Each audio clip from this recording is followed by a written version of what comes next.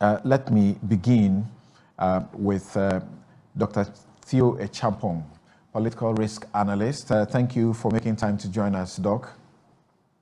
Good morning. Pleasure to be here. And hello to everyone in the studio and to the audience. Great. So, your thoughts? Good question. There's a lot to unpack. Yeah. In terms of what the state of the nation is, but I think it's obvious that Ghana is going through one of its most difficult periods in its recent history. Yeah, he said it himself that he wanted to focus on the economy. Absolutely, we'll come to the economy bit, but things are tough everywhere globally.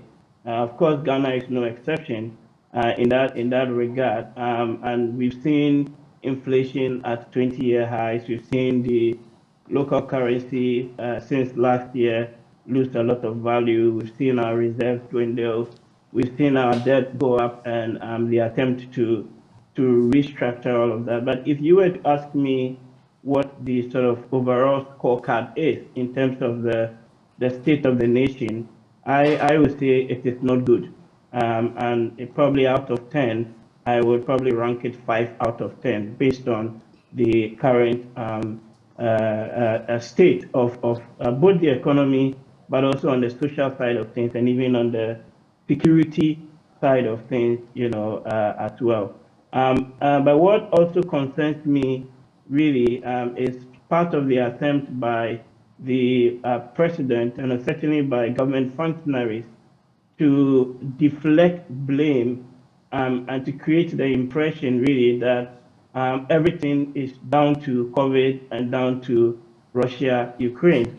And you can see some of the statements that the president, made in some of the clips that you played. Yeah, he's saying, well, they have not been reckless, quote unquote. He said he predicated that statement by the fact that those of you for your preconceived agenda, that's what he called it, preconceived agenda, or maybe because of the severity of the economic circumstances, you are simply refusing to acknowledge that things were the best until COVID set in, and then Russia, Ukraine also hit us. And he says the managing director of the IMF, has even agreed that this is the case.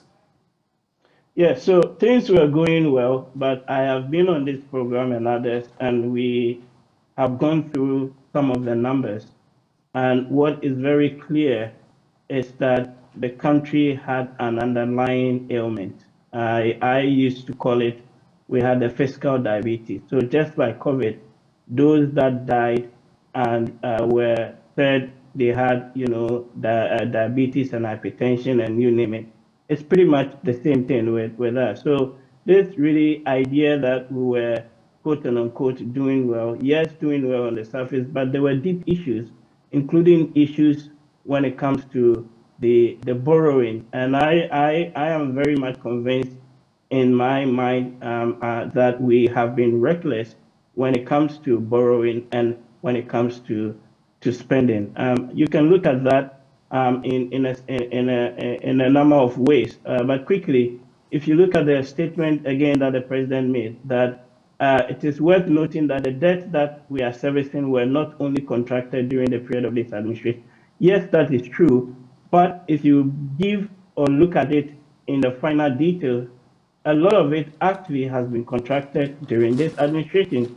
So I prepared a little table that I shared with your producers just to maybe put on the screen for the benefit of Ghanaians. Let's just use the Eurobond as one of the examples here. All of Kufuor's administration, it was 750 million. John Mahama borrowed 3.75 billion. And the Akufo-Addo administration from 2018 to 2021, before we lost access to the capital market, had borrowed 11.05 billion. So almost 3 times as much as John Mahama had borrowed, and almost about 10 times as much as John Kufuor has also or had also borrowed in that respect. So the idea for me that we have not been reckless in borrowing and spending, and sometimes what people say is quote unquote smart borrowing. He talks about the unprecedented road construction, and he says much of the borrowing has gone there. He says here is the evidence of the road works that have gone on. How do you challenge him? So what is the quality of the roads that have been constructed, right? Number two, you also need to borrow with an ability to actually service back your debt. And what clearly we have find ourselves in is that we are almost broke as a country and cannot service our debt. Just a couple of weeks ago, we got further downgrade on our credit rating. So if you say you've not been reckless, and the data and the evidence clearly shows that we have been on an unsustainable path that has led down this way. I mean, it's for Ghanaians to come up to whatever conclusion they want to make on it. But the data is very clear in terms of the borrowing path. But there are also some positives. I mean, it's not all negative in that sense. So if you want to really do a full analysis or assessment on, let's say, the economy, for me, there are 7 indicators that I often look at, from GDP growth to inflation to lending rates to the external sector and then to exchange rates and things like the fiscal operations.